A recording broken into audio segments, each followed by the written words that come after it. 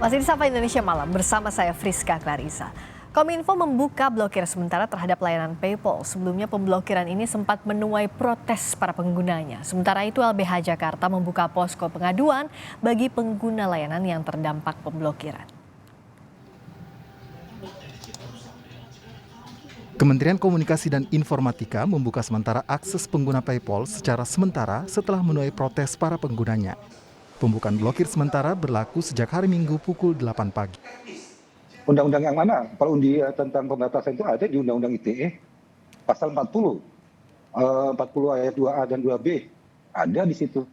Jadi nggak mungkin. Kalau tidak kan bisa dibawa aja. Kalau memang merasa ini tidak bertentangan dengan undang-undangnya, silakan diuji publikkan, di judicial review kan. PayPal menjadi satu-satunya yang dibuka sementara dari 7 aplikasi populer yang diblokir oleh Kementerian Kominfo. Sementara 6 aplikasi lainnya tetap tidak bisa diakses. Anggota Komisi 1 DPR fraksi Golkar, Dev Laksono mendukung upaya pendataan penyelenggara sistem elektronik di Indonesia. Di mana transaksi, melakukan pengerjaan ataupun juga hal-hal lainnya itu semua dilakukan secara online dan juga PSE ini 100% itu berada di dalam ruang digital, maka itu perlu ada ketegasan dan kepastian pada pemerintah. Menanggapi pemblokiran Kominfo, Lembaga Bantuan Hukum atau LBH Jakarta membuka posko bantuan hukum bagi warga yang dirugikan akibat pemblokiran PSE. LBH Jakarta berpandangan bahwa tindakan pemblokiran tersebut adalah pelanggaran hukum dan hak asasi manusia. Pertama, kami harus menekankan bahwa akses informasi layanan digital itu saat ini merupakan bagian dari hak asasi manusia, hak orang untuk mendapatkan informasi, termasuk juga hak untuk mendapatkan penghidupan dan lain-lainnya. Oleh karena itu, pembatasan terhadapnya tidak bisa dilakukan secara sewenang-wenang oleh negara. Tagar blokir Kominfo yang ramai di media sosial sejak Sabtu kemarin menjadi bentuk protes warganet terhadap pemblokiran PSE. Sementara Kominfo menganalogikan pendaftaran PSE adalah aturan tuan rumah yang wajib dipatuhi oleh para penyelenggara sistem elektronik. Tim Liputan, Kompas TV. Kita bahas bagaimana secara regulasi dan dampak sanksi pemblokiran ini bagi pengguna di Indonesia. Sudah bergabung bersama saya Ibu Christina Aryani, anggota Komisi 1 DPR dari fraksi Golkar, dan ada juga pengamat media sosial Enda Nasution. Selamat malam Mas Enda, Mbak Christina, apa kabar? Malam Mbak Christina, kabar baik. Saya ke Mbak Christina dulu. Tadi kalau Mas Dave itu bilang bahwa Komisi 1 DPR mendukung soal aturan pendaftaran PSE. Ini sikap Komisi 1 kah? Kami belum pernah membahas secara resmi ya di forum rapat komisi, tapi intinya ini kan hadir tidak ujuk-ujuk, itu satu. Ini agak panjang nih, saya akan mencoba mendudukkan persoalannya. Tapi intinya pendaftaran ini memang menjadi amanat dari satu aturan, yaitu Permen Kominfo, yang sudah ada sejak tahun 2020 sebetulnya. Kalau kita lihat dari aturan tersebut, apa sih kenapa kok diharuskan ada pendaftaran? Itu jelas bahwa ini sebetulnya tujuannya baik ya, tujuannya baik untuk ada kewajiban agar PSE ini memastikan keamanan informasi, sistemnya sudah diuji dan layak difungsikan dan lain-lain. Jadi kita harus taruh ini dalam kerangka tujuannya baik, itu satu hal.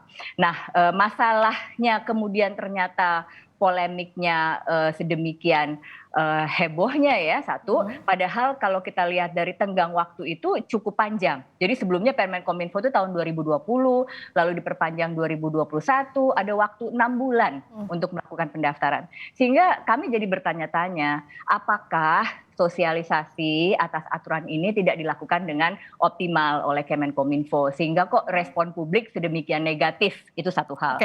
Lalu yang kedua juga kan bahkan berkembang tadi kita dengarkan ya soal hak asasi atau semua ini sebetulnya segala macam tuh bisa dikaitkan dengan hak asasi. Hak asasi ini universal dan ruang lingkupnya sangat luas gitu ya. Jadi sebetulnya kalau kami sebagai registrator melihat ini loh pemerintah yang memang tugas pokoknya untuk regulator mengatur, dia ingin memastikan bahwa PSE yang beroperasi di Indonesia ini mematuhi berbagai ketentuan yaitu peraturan perundang-undangan. Konteksnya dalam itu sebetulnya di awalnya. Konteksnya pada awalnya seperti itu. Mas Enda lihatnya kenapa sekarang jadi masalah? Jadi masalah gini, mungkin dari awal adalah sebenarnya justru yang mau saya tanyakan, masalah apa sih yang coba diselesaikan dengan kehadiran peraturan ini, gitu ya. Saya setuju bahwa peraturan ini tidak ujuk-ujuk gitu. Tapi sebelum kemunculannya ini juga perlu dipertanyakan, ini sebenarnya mau menyelesaikan masalah apa? Kalau memang ada banyak keluhan, kalau memang ada banyak pengaduan gitu ya, sehingga Kominfo kesulitan untuk menyelesaikan itu semua sehingga butuh didaftar, maka itu tolong dikomunikasikan gitu. Kita bicara data aja, ada berapa banyak sih pengaduan, ada berapa banyak sih yang bermasalah dengan PayPal, ada berapa banyak sih yang bermasalah dengan Dota, dengan Epic, dengan Steam gitu. Kalau memang ada banyak dan kemudian Kominfo merasa, oh ini nggak bisa kayak gini nih, harus didaftar. Oke, silakan dilakukan pendaftaran.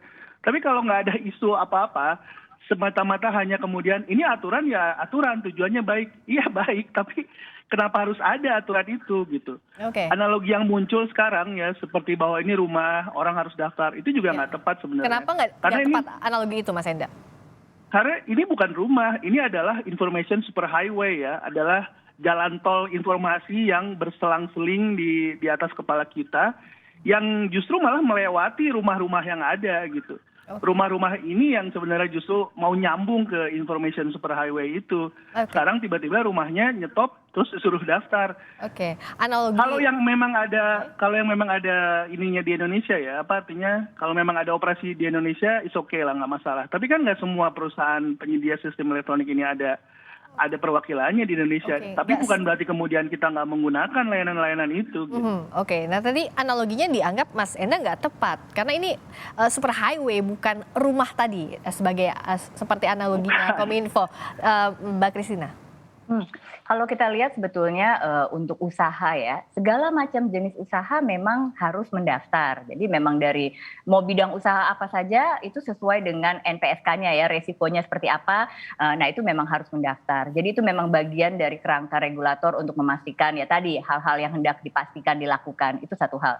Cuman ya kami jadinya sekarang tertarik seperti ini gitu ya. Apakah itu tadi satu hal, apakah ini sudah disosialisasikan dengan baik? Karena kok responnya sedemikian negatifnya ya. Dan kami ingin memastikan ini tidak jadi salah sasaran gitu. Regulasi kan kita buat regulasi pasti tujuannya baik ya Mbak ya. Tapi kalau ternyata persepsi publik menjadi kemana-mana, nah ini kami di DPR juga menjadi catatan. Nah ini harus didudukan kembali problemnya seperti apa dan harus dicarikan jalan tengahnya. Mungkin pemblokiran itu terlalu boleh dibilang terlalu ekstrim seperti itu. Walaupun ini sifatnya sementara, bukan pemblokiran yang selamanya. Tapi jadi terus terang, saya ini tadinya berpandangan ini akan daftar semua. Jadi tidak akan sampai ada yang diblokir. Ini hanya masalah ya mungkin last minute ya.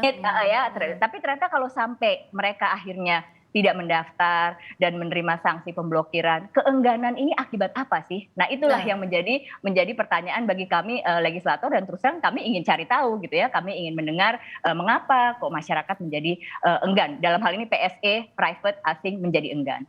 Semoga bisa ketemu jawabannya karena dari kemarin kami berdialog soal ini pun belum ada yang bisa menjawab kenapa enggan begitu untuk mendaftarkan PSE penyedia layanan ini. Mas Enda, apakah ini jadi ramai? Selain satu tadi, apakah sosialisasinya tidak ada atau tidak sampai atau karena ada efek para pengguna layanan ini sehingga reaksi masyarakat sebegitu derasnya? Karena gini ya, balik lagi, ini sebenarnya kan bukannya mereka membuka usaha dalam analogi dunia fisik ya, membuka usaha di Indonesia sehingga ada izin usaha dan lain-lain gitu. Ini kan sebuah perusahaan-perusahaan global yang tidak semuanya raksasa loh. Ada banyak developer yang cuma punya kantor kecil di mana, yang tidak ada kantor di Indonesia. Dan ini semua dimungkinkan karena adanya kehadiran internet gitu. Digital ini memungkinkan kita untuk bisa membuka usaha di berbagai negara tanpa harus membuka perwakilan di negaranya yang biayanya tinggi gitu ya. Kalau untuk kayak WhatsApp, Facebook, yang perusahaan-perusahaan raksasa, itu sih saya rasa kalau nggak daftar sih keterlaluan lah, karena mereka juga harus sudah ada di sini. Tapi tadi yang saya tanyakan, bagaimana dengan layanan-layanan lain yang buat mereka untuk harus hadir di Indonesia secara fisik atau punya izin dan lain-lain juga bermasalah. Dan satu lagi juga ini juga berlaku sebaliknya gitu. Bagaimana dengan perusahaan-perusahaan kita, layanan-layanan buatan anak bangsa ini katanya, yang kemudian berusaha meng-capture market lain di luar negeri, akhirnya bisa jadi kena tindakan balas dendam sama diblok juga seperti kita. Jadi artinya ini nggak mendukung gitu industri digital Indonesia, justru malah membuat sebuah peraturan yang saya berharap ini teman-teman di DPR bisa meninjau ulang, bisa mempertanyakan gitu ya. Bisa melihat lagi, karena kalau ujung-ujungnya merugikan masyarakat, tentu balik lagi ini harus bisa dipertanyakan betapapun baiknya tujuannya, dicari jalan tengahnya gitu, tujuannya tetap tercapai, tapi caranya bukan dengan memblokir seperti ini gitu. DPR melihat jalan kemungkinan win-winnya seperti apa, atau bahkan kapan akan panggil Kominfo untuk duduk bareng bahas ini? Saat ini kami sedang masa reses ya, jadi semua anggota DPR turun ke dapilnya masing-masing. Nanti tanggal 16 Agustus kami akan kembali bersidang. Tentunya rapat kerja dengan Kominfo akan menjadi salah satu agenda. Intinya saya melihat begini, kami ini kan duduk di DPR ini sebagai jembatan ya. Apa aspirasi dari masyarakat ya pasti itu kami masuk dan kami tampung dan lalu kami jembatani. Nah tapi ini alasan-alasan ini kan harus kami dengar. Kami tidak bisa juga mendengar sepihak gitu. Sangat terbuka kemungkinan untuk mengundang dalam rapat dengar pendapat umum ya pihak-pihak yang memang punya kepentingan, yang merasa aturan ini berlebihan atau merasa ini tidak kondusif terhadap perkembangan ekonomi digital dan lain-lain, itu sangat mungkin untuk didengar pendapatnya. Tujuannya sih itu agar didapatkan solusi. Kami juga tidak mau masyarakat merasa pemerintah seperti yang beredar lah ya beberapa saat ini gitu, pemerintah padahal tujuan awal konsepsinya adalah untuk mengatur memastikan ekonomi digital kita ini berkembang dengan baik. Bukan jadi sebaliknya begitu ya? Ada aturan yang kontradiktori dengan tujuan itu, ya itu harus kembali diluruskan. Itu pendapat saya. Oke, Mas Enda, jadi aturan yang bisa dianggap win-win ini seperti apa sih? Toh kalau ada regulasi, negara pasti punya regulasi. Tapi yang dianggap win-win itu seperti apa? Saya setuju dengan prinsip pertama bahwa peraturan ini katanya dibuat untuk melindungi pengguna Indonesia. Jadi kalau saya mau buat peraturan, saya akan buat gini. Masyarakat Indonesia, konsumen Indonesia kalau ada permasalahan dengan penyedia sistem elektronik, ayo lapor ke kita, lapor ke Kominfo, kami akan bantu gitu. Nah, dengan itu kan membantu ya, negara hadir gitu. Sekarang kan masalahnya nggak ada masalah apa dengan PayPal misalnya, konsumen Indonesia nggak ada, atau ada gitu kan, ada berapa banyak datanya, itu aja kita nggak tahu. Tapi belum jelas ada masalah atau tidaknya sudah harus diblokir lebih dahulu gitu kan. Nah jadi kalau menurut saya buat peraturan di mana pada sewaktu-waktu kemudian ada masalah itu tetap bisa dilindungi gitu ya. Kan nggak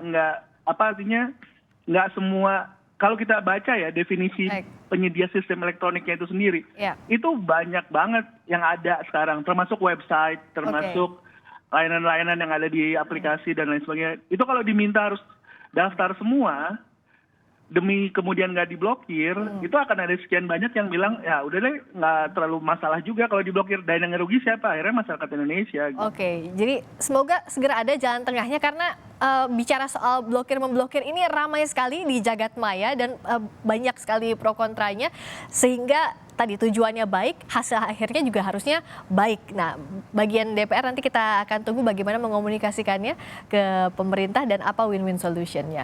Terima kasih sekali lagi Mbak Christina Aryani, anggota Komisi 1 DPR dari fraksi Golkar. Terima kasih juga Mas Enda Nasution.